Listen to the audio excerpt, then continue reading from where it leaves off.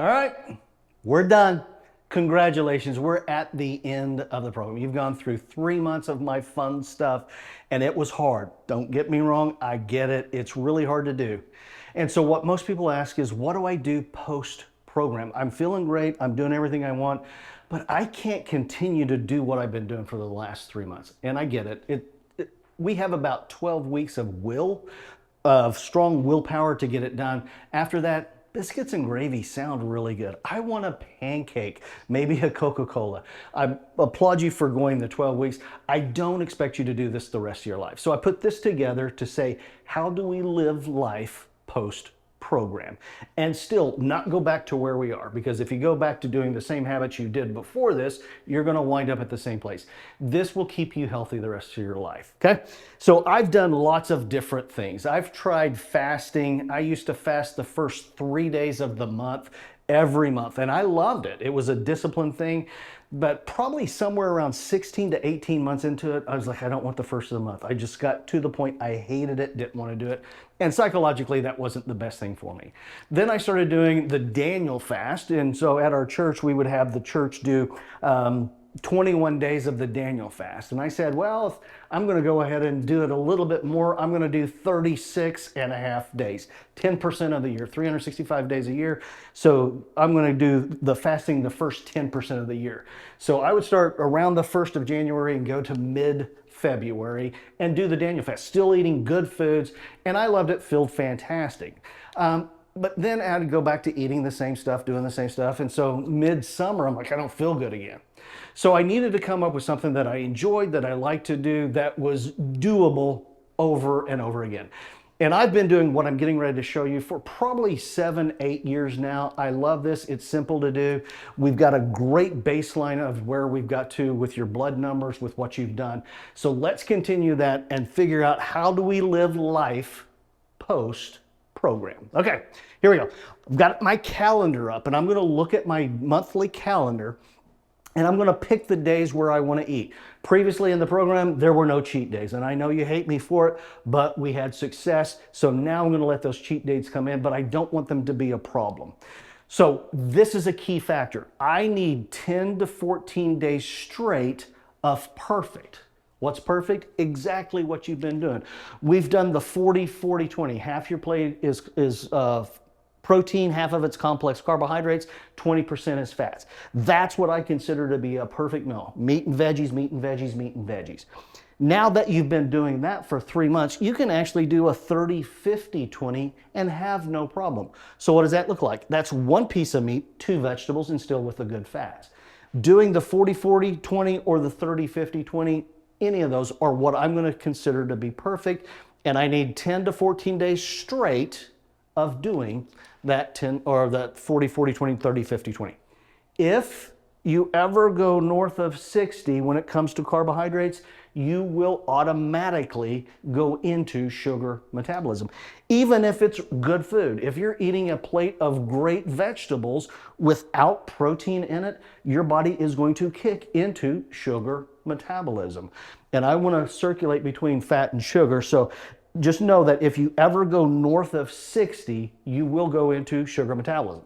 So again, I'm looking at my calendar, and I'm going to put my 10 to 14 days straight of perfect. So all of the blue pluses, I've got 13 days straight of where we've done it just like we did during the program.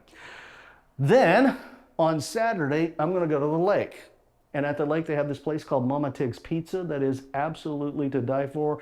I'm going to have cheesy dippers. I'm going to have some gelato. I'm going to eat whatever I want. Here's the key. I want no guilt. Psychologically, we are basically foodies. We enjoy foods that are sweet. And I don't want you to feel guilty about having a cookie or having a Coke. We just make those days available to do that. So I'm going to head to the lake, and I'm going to have pizza for dinner, and then I'm going to have biscuits and gravy when I get up in the morning, and I'm going to have a weekend of like knowing I can eat it. Now, every meal is not going to be bad. I'm still going to have the good stuff, but I can have on the red X days those foods that I really love that give me peace. It's like, oh, it just tastes so good.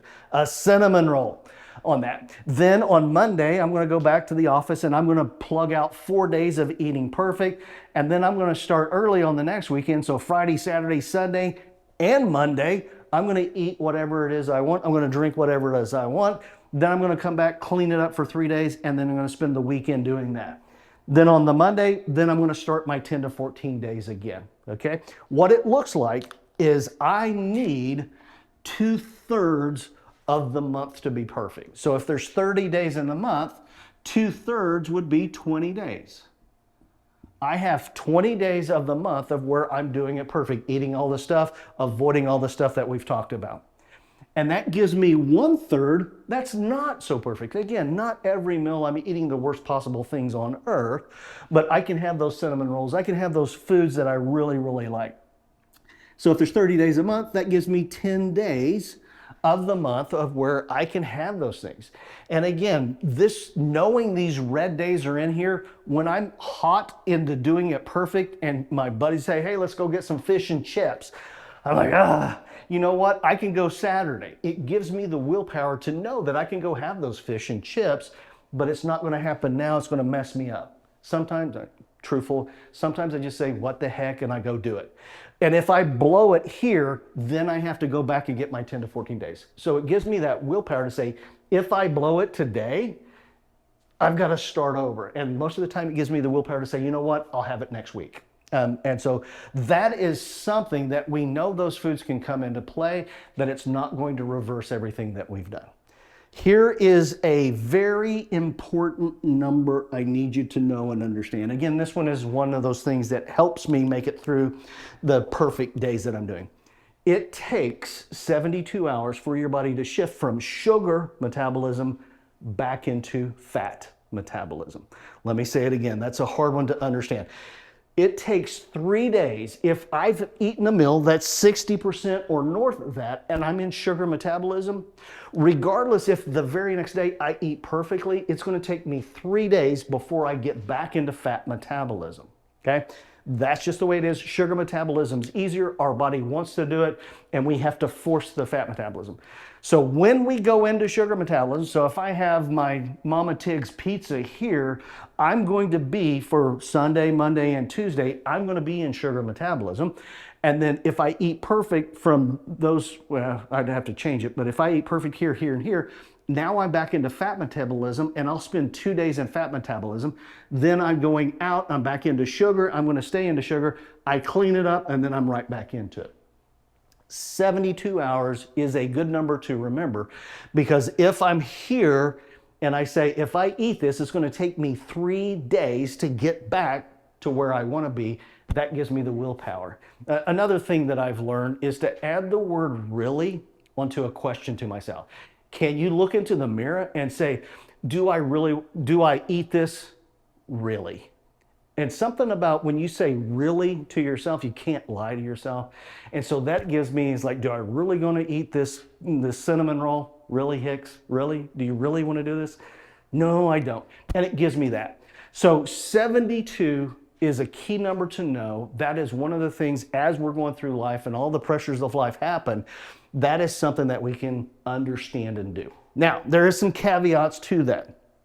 I have people that are incredibly frustrated. They do most everything right, but they don't see results. So the person that has it's just one cookie. It's just one donut. It's just one Coca-Cola. It's just one piece of pie. They eat phenomenally. They're eating 40, 40, 20, 30, 50, 20 most of the time, but they have that little thing at the end of the meal. They have that one sugar. And that is enough to keep them in sugar metabolism. They never hit that fat metabolism. This person is incredibly frustrated. They do most everything right, but that one little thing kicks them back into sugar metabolism. The other person that I have a lot of problems with, and this is a common one, is that person that has one bad meal a day. Sunday night, we're going out for pizza, and we eat pizza, have a bad meal. We're in fat or sugar metabolism. Monday, Tuesday, Wednesday, we're perfect. We eat 30 or 40, 40, 20, 30, 50. We're eating all of the way that you've done through the program. And they do that Monday, Tuesday, Wednesday, but Wednesday night, Friends call up and say, hey, let's go watch a movie. We'll get some popcorn, a candy bar, and a Coca-Cola. And they just have a little bit of popcorn, Coke, and Coke on Wednesday night. And then Thursday, Friday, Saturday, they do it perfect again. So throughout a 7-day period, most of the time they've done it fantastic. But there were those just 2 tiny little meals that were put there. So they were almost in fat metabolism. And because they had the popcorn and the Coke and the candy bar, now they're going to spend 3 days. This person is not happy. They do most everything right, but they have those things in there. So when I say perfect, do it perfect. It talks about in the Bible about if you are lukewarm, I will spit you out. You're either hot or cold, and that's what we need. I want you to go all into the program, do it exactly like it's supposed to, you'll get the results. But if you halfway do it, if you're lukewarm, you're not going to get those results. So really put it together, find those 10 to 14 days straight of doing that. Okay, here is the biology behind it. If we're eating perfectly, and we've done this for a period of time, now we want to go in and clean some stuff up. This is amazing stuff, so pay attention. Have you ever heard of autophagy? Most people haven't heard of it. I'm going to explain it. But autophagy leads to these things called zombie cells. Yes, that is a medical term. We have zombie cells inside of us. Sometimes we call them senescent cells. But zombie cells, senescent cells are the same thing. And like I have talked to you about in earlier times, that our cells don't last forever. There is a lifespan. Inside the stomach, the cells, when the stomach is really acidic, the cells last 2 to 4 hours and then they're replaced. Our body's always rebuilding cells, okay? So our cells have a shorter lifespan than what we do. And so what happens is that we eat food, we convert food into vitamins, minerals, and nutrients, and energy, and ATP, all those things that we've talked about, and our body is building that stuff up. And if we continue to eat, we keep storing, and you get the big belly, and I can't say much about it right now, I'm in my gaining phase. But what happens is that we're eating and we're staying in the sugar metabolism, we're not cleaning up because we've got plenty of nutrients coming in and we're storing them for later use, okay? That's where we come into this thing called intermittent fasting. Most people that do intermittent fasting, number one, are doing it wrong. Number two, it is not for everybody. Somebody that is hypoglycemic that starts intermittent fasting, you're going to cause a lot of problems. So getting your blood work done, knowing what's going on if we're in that hypoglycemic. I never put a patient who's hypoglycemic on intermittent fasting. It makes them worse. So know your numbers, okay? So autophagy, again, is that process of where we stop eating. There's no new food coming in, and our body is using the food that we just ate to make the energy that we need. When we start my diet process, the way I want people to eat is I put everybody on a 12-12 or a 10-14. Basically what that looks like is we're going to eat for 12 hours a day, and then we're not going to eat for 12 hours a day. So from 7 a.m. we eat to 7 p.m., from 7 p.m. to 7 a.m. we don't. And we can even fudge on that and go to a 10 to 14. That's where we're eating by 5 o'clock. First meal at 7, finish your last meal at 5 o'clock. Then we're spending 14 hours in this thing called autophagy. And autophagy is basically where our body cleans up some old cells. Again, I had just talked about the zombie cells. I'm sure most people have seen the TV shows with zombies. And zombies are those things that just walk like this. They're not really dead, they're not really alive, but they're no good to society. They're not working, they're not doing stuff to benefit people. They're hiding in the shadows, waiting for a healthy person to come by. And when a healthy person comes by, what does the zombie do? The zombie eats that healthy person, and then what happens to the healthy person? The healthy person then becomes a zombie. So one zombie eats another healthy person, we have 2 zombies. Then those 2 eat 2 more, we get 4, 8, 16, 32, 64, we're off to the races. So what happens is that our cells start to get old. And when our cells get old, they don't do much, but they're not quite ready to die. And so they're trying to suck the life of the cells around them. So if we're continuing to eat continuously all the time, we don't ever have to clean those up. But if we stop eating, then our body runs out of nutrients. It doesn't have the energy. So it's like, the brain's like, well, they're not eating. I still have things I've got to do. You know what? I saw in the back part of the liver a bunch of zombie cells. Let's go get them. So our systems and immune systems come over there, grab the zombies, and we recycle them. We take out all of the good vitamins, minerals, and nutrients that are still left, and then get rid of the ugly stuff, the waste, so now we can feed the system. Autophagy is a way to get rid of zombie cells. If zombie cells are allowed to stay around for long periods of time, that's what becomes diseased cells. The cells in our body become diseased because they get old. We're not replacing them fast enough. So autophagy is that process that we do that. If we're eating all of the time, we never go into autophagy. That's why I want a 12-12 or a 10-14. That should be your daily. Now, we can accelerate this. We can actually go into intermittent fasting and do a 6-18 or a 4-20. What does that look like? Eating 1 to 2 meals a day. But I really only want people to do that one time a week. That will give your body enough time to clean up that. And then we can go full out and do a 0-24 where we eat no food. And if we go 24 hours without food, I basically want to do that just one time a month. If we follow this pattern like this, it gives your body enough time in autophagy to clear out the zombie cells that are there. Most people do intermittent fasting wrong, and here's how they do it.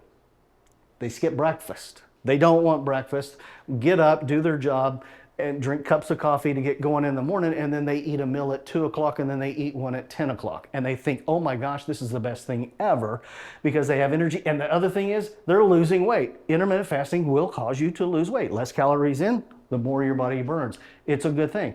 But when we're skipping breakfast, here's the issue. When it comes to health, the liver is the most important organ in the body as long as health is concerned. I know that you can't live without a brain or a heart. They're very important, but it's the liver that does all of the cleanup of this. So the liver's job is to mend stuff, repair stuff, build new stuff. Its first job is to clean food. Nothing can come into the body to get into the bloodstream that has microbes in it. Okay, so anything that we eat is full of stuff. I mean, when I was in school, I looked through microscopes at food and the food would be moving. There's bugs in the food. Not a big deal. The stomach acid kills it. But it is the liver's job to make sure anything that we ingest is cleaned up before it gets into the blood. If we get stuff into the blood, it will make you sick and you can die. So the liver's really important. So the liver has to clean up everything. So as soon as we eat something, as soon as we drink something, the liver stops everything else it's doing and it comes to say, I got to get this. It cleans it up and then it goes, okay, now I'm going to go back to my real job. So every time we eat, the liver stops its important jobs to do a more important job of cleaning the food. If we eat late at night, then our body takes about 2.5 hours. It takes the liver 2.5 hours to process food before it can go back to its other important jobs. So when we eat late at night, we're missing that time of healing because healing occurs during sleep. When our body's in that deep sleep, that's when healing occurs. The liver gets busy healing our body at nighttime. So if we're eating late, we're bypassing some of that. Here's the key. Once we wake up in the morning, the liver has worked all night long. It's built new cells, it's used protein. And so the liver needs 3 key things first thing in the morning. It needs a quality protein because it's worn out, it used up all it has. It needs B vitamins and it needs glutathione. The liver is happy with protein, B vitamins, and glutathione. So if we're not eating breakfast, the liver's just kind of hanging out. It's like, I can't do anything, I have no supplies. And your liver is going to wait until it gets that protein before it can start doing its job. So breakfast is the most important meal of the day. You will hear some doctors say, skip it, it's not important. You will hear everything. I've been doing this for a long time. Starting your morning with breakfast is one of those key things to get the liver to start its job. It is important. When we're doing intermittent fasting and we're skipping breakfast, it will turn into a problem down the road. So that is one of the things I don't want people to do. If you're going to intermittent fast, skip dinner. Eat breakfast, do lunch, skip dinner. That goes with that. But as we're looking at the calendar of how to do this, again, if we're spending that daily time of doing a 12-12 or a 10-14, that is completely fine. With one time a week, let's do skip one meal, and then one time a month, let's skip everything. That is enough time to do intermittent fasting. Here is the other problem when it comes to intermittent fasting, is that we're starting to slow down our metabolism. The key to health is, can your metabolism speed up? Whoever has the fastest metabolism can make new energy. They can make new parts. Their body does that. It's when we start to slow our metabolism down that we start to gain the weight. I know that feeling that goes with that. When we were kids, when I was a kid, I'll just use that. When I was a kid, my parents didn't know how they were going to feed me. I ate a breakfast at my house. I went to a friend's house and ate breakfast there. We'd go out and play and have cookies at my house and then go to their house and eat lunch. My mom says, I can't afford to feed you. I could not gain weight. I had endless energy. My parents kicked me out of the house at daybreak and said, come home at night. And I was just solid energy. And that is because I was taking the food and processing it and using the energy from that. So when we stop eating, then the body goes, we're in starvation mode. I'm not sure when they're going to eat next. So you know what? I am going to slow down. And what happens is that your body starts to reabsorb the mitochondria you have. In the last lecture, we talked a lot about mitochondria. And I want you to build more mitochondria. If we're not eating, then we're not forcing that metabolism to go faster. And again, I don't want people eating bad foods, but I do want to fuel the machine. I want to put energy in so that we can process it and have the ATP. And again, one of the problems when you were doing intermittent fasting for a long period of time, short term, no problem. It's really good for our bodies to clean up some of the bad stuff in there. I'm completely okay with that. But I don't want it a lifestyle of where you're intermittent fasting every day, month after month after month, skipping breakfast, just eating 1 meal a day. You will slow down your metabolism. So I don't want that. So I put how to do intermittent fasting with the autophagy and the time frames with that. And if we follow this pattern, this is something that you can do month after month after month, because we get to have some of those things that we love, but we're not doing enough bad. We're keeping the liver incredibly happy. That is the post-program process, and it is doable. Thanks.